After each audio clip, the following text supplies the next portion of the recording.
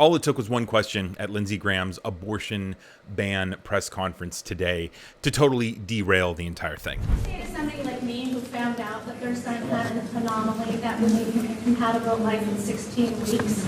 I had regular appointments, I did everything right, and at 16 weeks we found out that our son would likely not live.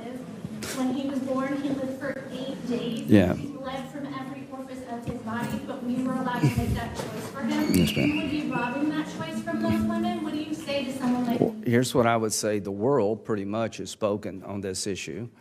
The developed world has said at this stage into the pregnancy, the child feels pain, and we're saying we're going to join the rest of the world and not be like Iran. As to your particular case, there'll be exceptions for life of the mother and rape and incest. There are no exceptions in this bill. Well, ma'am, there were 55,000 abortions after the 15-week period, and I think we're resolved to get America back in line with the rest of the world, and we won't know where America is until we vote, until we debate. And so to my Democratic friends, you're going around calling all of us every name you can think of. We're a bunch of wackos. Your idea is wacko, not ours. Let's vote. Let's vote. Give me a chance to vote on this bill. We'll take her considerations and we'll vote. Now, I guarantee if we have a debate on the floor of the United States Senate where we can explain what we're doing versus what they would do, we'll do really well with the American people. You know, this clip really gets under my skin because Lindsey Graham is just saying the quiet part out loud. First, he doesn't really even understand what this bill is.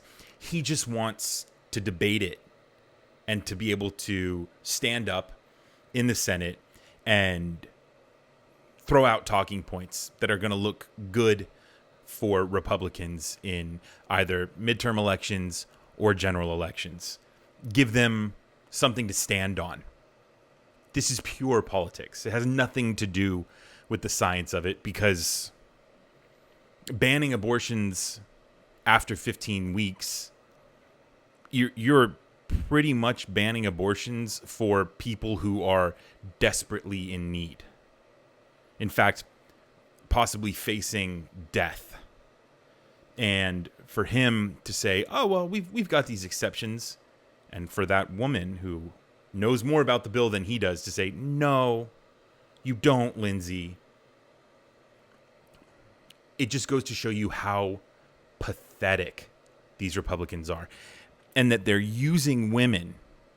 They're using a choice that is so sacred to a woman, and between her and her doctor, they're using that to try to win power is disgusting. This Lindsey Graham circus this morning was disgusting. And so, of course, you know, when you're playing politics with science, something like this can happen, right? One question based on the science and based on the facts of the legislation can totally derail the entire thing and totally expose you for the fraud that you are, the fraud that Lindsey Graham is.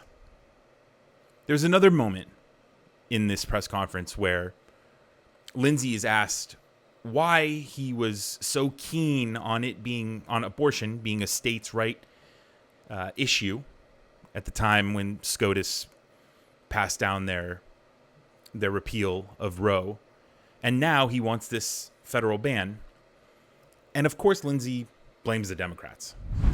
You stated that the repeal of Roe v. Wade would mean that every state will decide if abortion is legal and on what terms. And you said that that was the most constitutionally sound way of dealing with the issue. And here you are introducing a nationwide 15-week limit. I'm wondering how you square those two statements. Pretty easy. After they introduced the bill to define who they are, I thought it'd be nice to introduce a bill to define who we are. I mean, if we can end this on somewhat like of a light note, I'm kind of amazed that Lindsey wasn't throwing in Hillary Clinton and Benghazi and her emails in this. I mean, the fact that Lindsey has to blame Democrats for his own hypocrisy is so amusing, because Lindsey Graham is such a transparent fraud that you have to sit back and chuckle at this and realize how ridiculous this all is. Because I just want to remind you, Lindsey Graham represents South Carolina, one of the most uneducated states in the country. And this isn't a hit against South Carolina. It's a hit against the people who you're choosing to elect you, who then keep your state uneducated, who keep your state in the dark when it comes to the reality of these situations, the science behind these situations. These situations that are incredibly delicate and incredibly personal